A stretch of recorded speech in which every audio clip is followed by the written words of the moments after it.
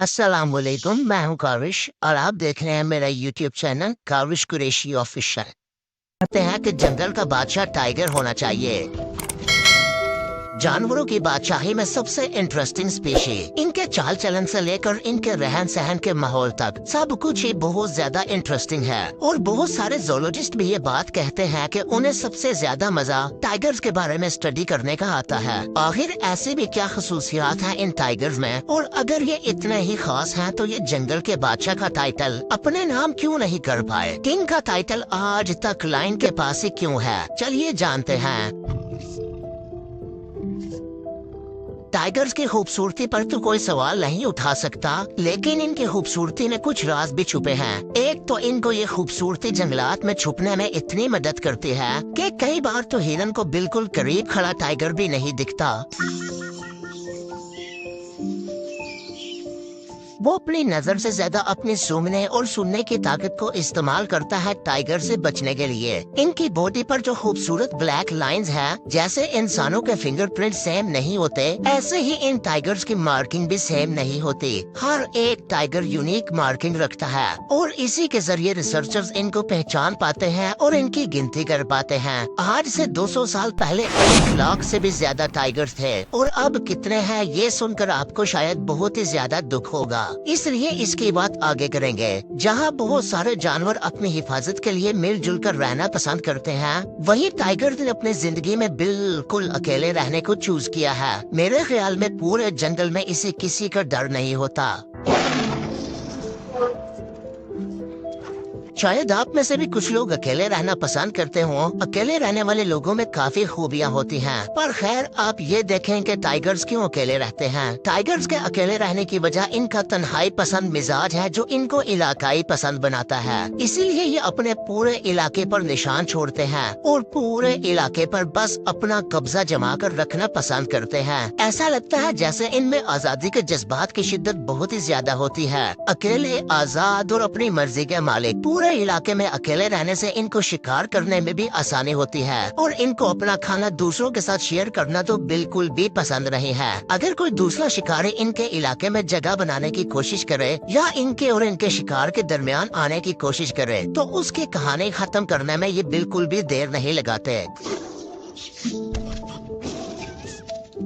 ये अपना तन्हाई का अमल बहुत ही कम तोड़ते हैं जब कभी कोई ज्यादा बड़े जानवर का शिकार करना हो, लेकिन इसके भी इनको इतनी खास जरूरत नहीं पड़ती, क्योंकि टाइगर खुद तो 160 किलोग्राम से 300 किलोग्राम के दरमियान होते हैं, पर अपने से 4 गुना बड़े जानवर का शिकार आराम से कर सकते हैं। और जब इनके मिलाप का वक्त होता है, उस वक्त भी तन्हाई का अमल तोड़ना पड़ता है। मिलाप के बाद बच्चे अपनी माँ के साथ ही रहते हैं जब तक वो पूरी तरह शिकार करना नहीं सीख जाते। आमतौर पर 18 महीनों में ये बिल्कुल आजाद रहने के काबिल हो जाते हैं और 2 साल तक ये भी अपने अलग इलाके की तलाश में निकल पड़ते हैं। और फीमेल टाइगर्स अपनी माँ के इलाके के करीब भी रहती हैं। टाइगर्स का ग्रुप एक साथ देखने को बहुत ही कम मिलता है, और अगर इनका ग्रुप एक साथ दिख जाए तो इसकी वजह हो सकती है इनका छोटा इलाका, जो इनके तन्हा रहने की गुंजाइश कम कर देता है। और जिस इलाके में शिकार की तादाद बहुत ज्यादा हो, खुराक की बिल्कुल भी कमी ना हो, वो इलाके भी टाइगर्स के एक साथ रहने की वजह बन जाते हैं। वैसे तो ये शिकार की कमी की वजह से आपस में भी लड़ पड़ते हैं, लेकिन जब शिकार की बिल्कुल कमी ना हो, उस लोग जरा वायलेंस को अवॉइड करते हैं। वैसे भी दिन के 15-16 घंटे तो ये आराम करने में ही गुजार देते हैं, लेकिन इसका मतलब ये नहीं है कि इससे इनकी फुर्ती या स्पीड में कोई कमी आ जाती है। 9 से 13 फीट लंबा टाइगर अगर सुस्त हो जाएगा तो 80 किलोमीटर पर घंटा की स्पीड से भागने वाले हिरन को कैसे पकड़ेगा? हाँ, वो अलग बात है कि टाइगर्स अपने शिकार को पकड़ने के लिए पहले उसे 10 से 12 मीटर के दायरे के अंदर लेकर आते हैं, पर स्पीड की जरूरत तो वहाँ भी पड़ती है, क्योंकि जो इलाका टाइगर्स का होता है, वहाँ के बाकी सब जानवर इतने चालाक और तेज हो चुके होते हैं कि वो सब टीम वर्क करते हैं टाइगर से बचने के लिए। इसीलिए टाइगर 20 में से एक बार ही अपने शिकार को पकड़ने में कामयाब हो पाता है। इसलिए स्पीड रहेगी तो शिकार रहेगा, और शिकार रहेगा तो पावर रहेगी। पावर की बात की जाए तो ये सामने वाले पंजे इतने जोर से मारते हैं कि बहुत सारे जानवरों की गर्दन ये एक ही झटके में तोड़ सकते हैं और इनकी पिछली टांगों में इतनी पावर होती है कि 300 किलोग्राम वाला टाइगर भी अपनी पिछली टांगों पे खड़ा होकर लड़ सकता है। इन्हीं मजबूत मसल्स की वजह से तो ये 18 फीट ऊंची और 25 फीट लंबी छलांग मार पाते हैं और 65 किलोमीटर पर घंटा की स्पीड से भागने वाला टाइगर 80 किलोमीटर पर घंटा की स्पीड से भागने वाले हिरन को पकड़ पाता है। ऑक्सफोर्ड यूनिवर्सिटी के साइंटिस्ट ने एक स्टडी में पता लगाया कि टाइगर के ब्रेन का वॉल्यूम बाकी सब वाइल्ड कैट स्पीशीज के कंपैरिजन में बड़ा है और ये इन सब में सबसे ज्यादा स्मार्ट होते हैं। तभी तो ये जंगलात के सभी कॉम्प्लेक्स रास्तों को आराम से याद रख पाते हैं। हैरान करने वाली बात ये है कि इन सब खूबियों के बावजूद ये जंगल के बादशाह का टाइटल अपने नाम क्यों नहीं कर पाए। चला इनको उन्हीं के साथ कंपेयर करते हैं जिनके नाम ये टाइटल है।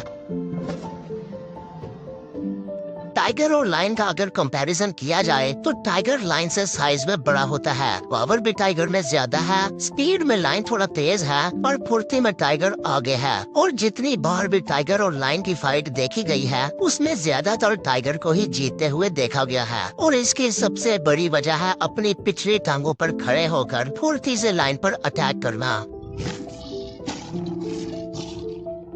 टाइगर्स अकेले शिकार करते हैं जबकि लायंस डिपेंडेंट होते हैं फीमेल लायंस पर और फीमेल लायन शिकार करती हैं ग्रुप में। इन्हीं कुछ रीजंस की वजह से लोग कहते हैं कि टाइगर ही डिजर्व करता है किंग ऑफ द जंगल का टाइटल। पर किंग बनने के लिए सिर्फ पावर और स्पीड की जरूरत नहीं होती बल्कि किंगशिप की क्वालिटीज भी होनी चाहिए जो सबसे ज्यादा मैटर करती हैं और ये क्वालिटीज सिर्फ लायंस में ही पाई जाती हैं। इस बात में कोई शक नहीं कि टाइगर्स लायन से ज्यादा पावरफुल होते हैं, साथ ही साथ और भी बहुत सारी चीजों में लायन से आगे हैं। पर टाइगर्स के बाद लायंस हैं जो किंग बनने के लायक होते हैं। और एक चीज जिसमें लायंस टाइगर से बहुत ही ज्यादा पॉइंट्स ले जाते हैं वो है उनकी स्ट्रॉन्ग फैमिली। लायंस इस स्ट्रॉन्ग फैमिली के हेड होते हैं। ये फिजिकली पावरफुल होने के साथ साथ लीडिंग क्वालिटीज भी रखते हैं। लायंस रिस्पॉन्सिबिलिटी लेते हैं अपनी फैमिली की, अपने बच्चों की और अपने इलाके की हिफाजत की। रिसर्चर तो ये चीज प्रूव की है कि लायंस एक दूसरे के साथ स्ट्रॉन्ग इमोशनल कनेक्शंस बनाते हैं, इसीलिए ये अपना खाना भी एक दूसरे के साथ शेयर करते हैं। लायंस के डिसीजन मेकिंग पावर भी बहुत स्ट्रॉन्ग होती है। वैसे तो लायन शिकार करने नहीं जाता पर जब जाता है तो वही शेरनियों को कमांड देता है। और सबसे मेन बात, एक लायन हमेशा के लिए किसी फैमिली का हेड बनकर नहीं रह सकता। इनको किसी भी वक्त अपनी बादशाही के लिए लड़ना पड़ सकता है क्योंकि जैसे ही वो थोड़ा कमजोर होता है या इस काबिल नहीं रहता कि वो अपनी फैमिली या इलाके की हिफाजत कर पाए तो कोई दूसरा लायन उसकी जगह लेने के लिए हमेशा तैयार रहता है।